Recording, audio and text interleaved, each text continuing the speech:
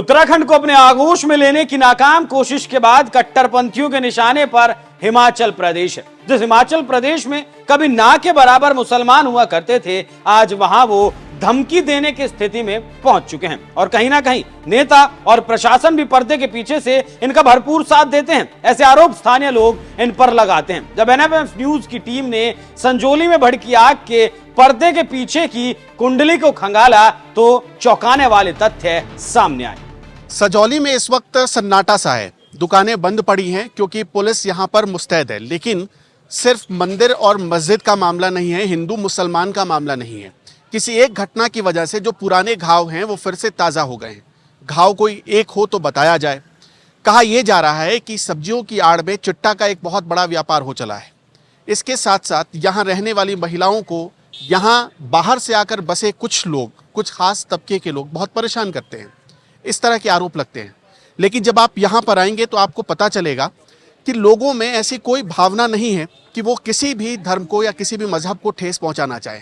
हाँ, लेकिन लोगों की ये भावना जरूर है कि जो गलत है उसके खिलाफ कार्रवाई होनी चाहिए। इवन तक कि अब तो ये भी सुनने में आया है कि सब्जियां वाली गाड़ियां आती हैं पिकअप्स सवेरे, और उसमें तकरीबन इन्हीं का गुट है 5 से 7 लोगों का, जो कि सब्जियों की आड़ में चिट्टा लेके आता है। और वो स्पेशल उन्होंने क्या किया, ऊपर वाले लोगों को टारगेट करना शुरू किया। और मैंने पहले सोचा ऐसे ही बोल रहे होंगे। कल जब यहाँ पे बात निकली तो सचमुच जिस एरिया का मेरे को किसी से नाम पता लगा था, उन्होंने उसी एरिया को टारगेट किया और वहां पे 9 नौजवान लड़कों की मौत होगी। और वो एरिया है बागी।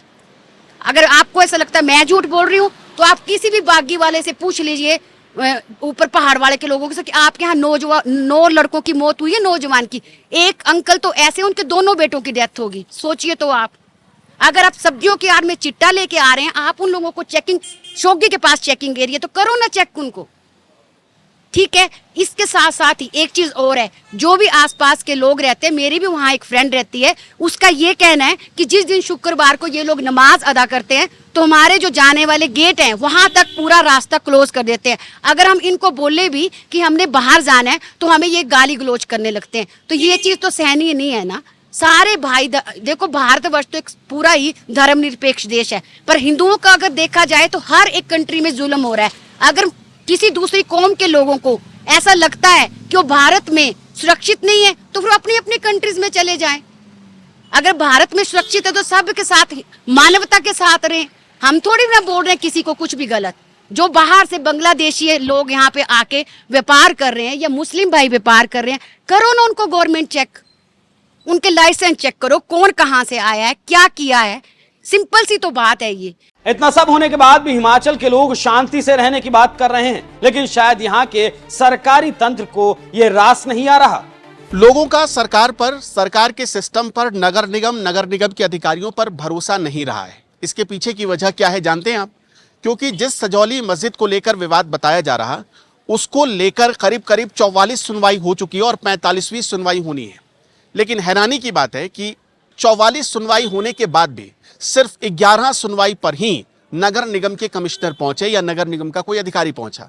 बाकी के 33 सुनवाई पर कोई पहुंचता ही नहीं।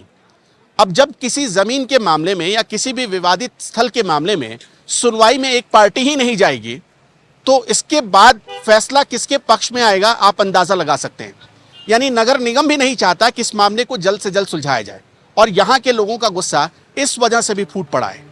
आज जलते हुए संजौली का जितना जिम्मेदार प्रशासन है, उतने ही जिम्मेदार यहाँ की सरकार है। और अगर कहा जाए कि यही सरकार इनका पावर हाउस भी है तो शायद गलत नहीं होगा। देखिए, हम जब संजौली पहुंचे तो हम इसकी खूबसूरती को देखकर बहुत आनंदित हो उठे। इतनी खूबसूरत जगह पर इतना भारी विवाद आखिर हो कैसे सकता है? अब देखेंगे तो ऐसा लगेगा कि जैसे बादलों का यहाँ पर घर है। सामने देखेंगे तो बादल पहाड़ों को चूम रहे हैं, घरों से होकर गुजरते हैं। नीचे देखेंगे तो घाटियां आपको नजर आएंगी। यहाँ पर देखेंगे साफ सुथरा कितना है, बहुत शानदार सड़कें आपको दिख जाएंगी। संजौली बाजार में जब आप देखेंगे तो बहुत व्यवस्थित दुकानें आपको नजर आएंगी। लेकिन इतनी खूबसूरत जगह पर इतना भारी विवाद पनप कैसे सकता है? यही सबसे बड़ा सवाल है। और इसके पीछे कहा जा रहा है कि अगर सही वक्त पर सही फैसले लिए जाते तो शायद ऐसी स्थिति होती नहीं। करीब 250 ऐसे यहाँ पर फेरी वाले हैं जिनको रजिस्टर्ड माना गया, 250 फेरी वाले जिनको सरकार खुद परमिशन देती है। लेकिन यहां पर 2000 से ज्यादा फेरी वाले पहुंच गए। और हैरानी की बात तो यह है कि इनमें से पहुंचे ज्यादातर लोगों के जो आइडेंटिटी कार्ड जारी किए गए, यानी कि उनका आधार कार्ड जो जारी किया गया वो एक ही डेट का था। सबकी जन्म की तारीख 1 जनवरी कैसे हो सकती है? क्या यह संयोग है या एक नया प्रयोग कि 1 जनवरी को ही पैदा होने वाले सारे फेरी वाले सजौली आ गए? जिन फर्जी पहचान पत्र वालों ने हिमाचल की सर्द हवाओं में जहर घोलने का काम किया, एनएमएफ न्यूज की टीम के हाथ उनके फर्जी बनाए गए आधार कार्ड भी लगे हैं। इन लोगों को लेकर यहाँ के लोगों के भीतर कितना डर है वो भी देख लीजिए। सर दिक्कत क्या हुई तो ये जो अब कुछ सालों से यहाँ पे कुछ जो नए लड़के यहाँ से बाहर से आ रहे हैं उनकी कोई आइडेंटिफिकेशन नहीं है। एक ही साल में एक ही डेट के आधार कार्ड उनके इशू कर दिए हैं सरकार ने, किसने किए हम नहीं जानते।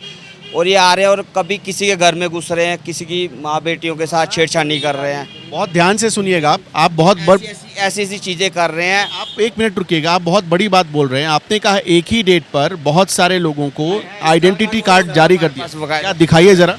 आप देखिए हमारे पास प्रूफ है इसका, इनके आधार कार्ड है। देखो जी, एक ही डेट के आधार कार्ड, ऐसे कैसे हो सकता है? एक ही डेट में बने हुए सारे आधार कार्ड है।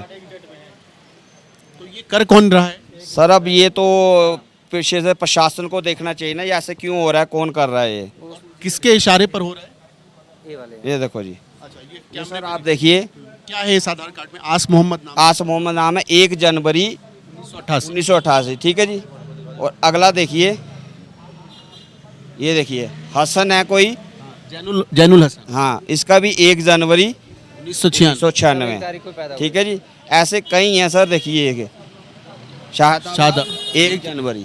तो अब ये एक ही दिन सारे लोग अब अगला क्या है? समझ आई हमें आज तक ना। कान 1 जनवरी 1997, ठीक है जी।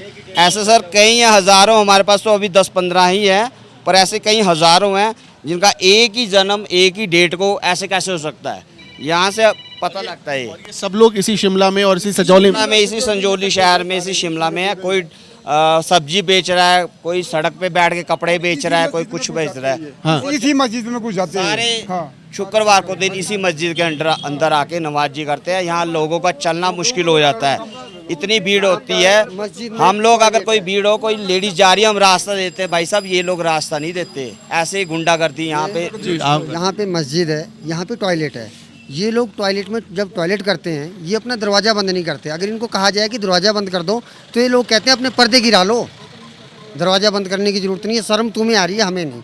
संजौली के लोगों के चेहरे पर चिंता की जो लकीरें हैं वो साफ देखी जा सकती हैं। इन लोगों को मुसलमानों से आज भी दिक्कत नहीं है, वो व्यापार करें, इन्हें दिक्कत नहीं है, लेकिन बहन बेटियों की चिंता जरूर है। जिस तरीके से रेहड़ी पटरी की आड़ में नशा बेच रहे हैं, लोगों को मारने काटने की धमकी दे रहे हैं, महिलाओं के साथ घिनौनी हरकत कर रहे हैं, उस भविष्य को देखकर ये लोग डर के माहौल में हैं और ये डर इनके चेहरों पर साफ दिखाई देता है। भले ही हिमाचल प्रदेश में 2.25% मुसलमान हैं, लेकिन संजौली के लोग डर के साए में जीने के लिए मजबूर हैं इन चंद लोगों के कारण। तो संजौली पर यह रिपोर्ट आपको कैसी लगी, कमेंट कर अपनी राय हमें जरूर बताइएगा। नमस्कार।